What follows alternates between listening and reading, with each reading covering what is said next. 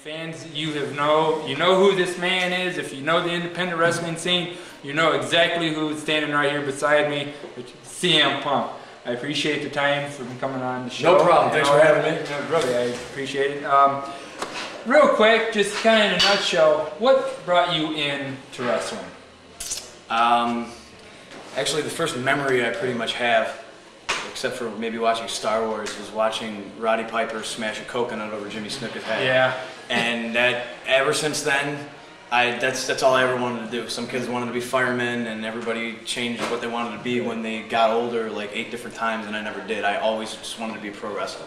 You know, I figured if this guy can get away with smashing fresh produce on somebody's head, and I mean, he was just the biggest badass to me. You know, I mean, Snuka, I didn't like Snuka at all, and that was it. That did it. It was. I was about 5 years old when I saw that, probably. Yeah, and, and actually, fans, it's been a while since that, and Vince is kind of showing that whole coconut deal all over again and all that. But enough about that. But for the most part, on the independent scene, actually, how long have you been on the independent scene now?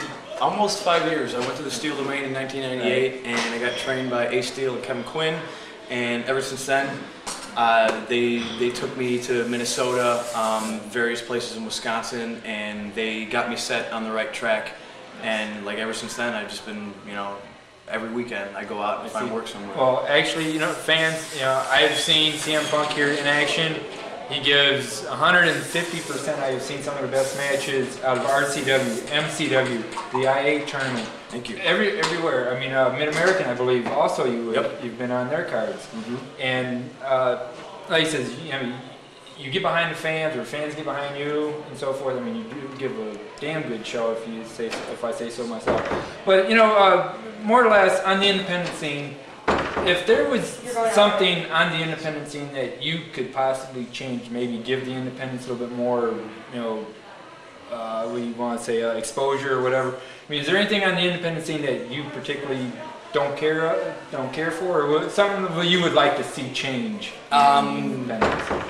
Too many people who don't belong in a ring, that don't try hard enough, that don't work hard at their craft. Guys who wear gym shoes in the ring, t-shirts, guys who don't look at the whole aspect of wrestling. Right, absolutely. I'm a wrestler, 24 hours a day, 7 days a week, 365 days a year. I eat, breathe, sleep wrestling. And now you don't necessarily need to do that, but even if you treat it as a hobby, you've got to respect it as a sport. Right. And you need to look like a wrestler. You need to be in the gym, and you need to look like you belong in the ring. There's too many people who just don't. They don't have enough. Like pride. It's saturated right now. It's always been saturated, but I mean, I believe to be in this business and to be the best, you got to have a lot of heart. There's just too many people out there who don't have a lot of heart. I understand. Well, we've got somebody like coming in right here. This is Danny McKay. Danny McKay, he's leaving. I'm sorry. Say goodbye, Danny. He's been on the show before. I'm sorry about that. You shouldn't apologize. You didn't know that the camera was right there and it was on with the red light right there. It's hard to see. Yeah. You didn't call about that. Well, I mean, just for the most part, being on the independent scene, I take it that you have the opportunity to work a lot of different feds, a lot of different people, and so forth.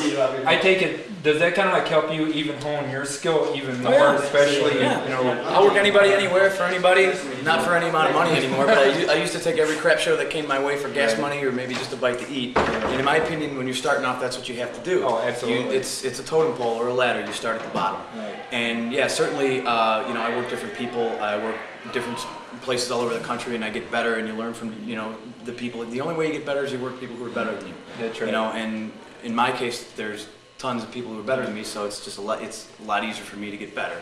I can work them, get more experience, and learn different things from different people. Oh, absolutely. I mean, it's always a learning process. Certainly. From the day you start and so forth, and especially when you work guys that you never worked before. I mean, you have to kind of keep a little bit keener of a objective out there, because you don't know how that person's going to be. I mean, you got to watch out for yourself, plus the other guy and all that. But is there anything like on the horizon for C.M.Punk here? I mean, are you kind of you still work in the Midwest? Are you kind of like trying to branch out in different areas? Or? No, I don't really work the Midwest as often as I used to. I work IWA and I work here at RCW, and that's pretty much it. Chicago's the shits for wrestling. I'm up and down the East Coast, like all over the place. Starting with MLW next Friday. I was on the road for 2 weeks. I was in Atlanta, Pittsburgh, Nashville. I just plane landed today and I drove here, and now tonight leaving the show right now. I'm driving to Louisville. Got a show tomorrow, so I haven't been able to slow down, but I'd have it no other way. You know, I love working here at RCW, but I wish I was still on the road somewhere. You know? Well, RCW is, you know, they just did their 1 year anniversary, actually, which you had an awesome match with Airborne. Thank you. You know, that really had people sitting at the edge of their seats. You know, it was a great match and so forth. You know, the promoters at RCW, they've got a good thing going here, which, you know, I'm very thankful that I could have the opportunity to come see their shows and, you know, get interviews like with you guys and so forth. Just real quick, one last thing, I know you gotta get ready to go. If somebody's really seriously about thinking about getting into the business, what would you, you know, advise them to do first? Get trained. It's that easy, and don't get half-ass trained either. Don't train yourself and go to a respectable school that maybe, you know, chances are maybe if somebody you've heard of is training, it's probably the best bet to do, is go to them and keep your mouth shut and your eyes open and listen.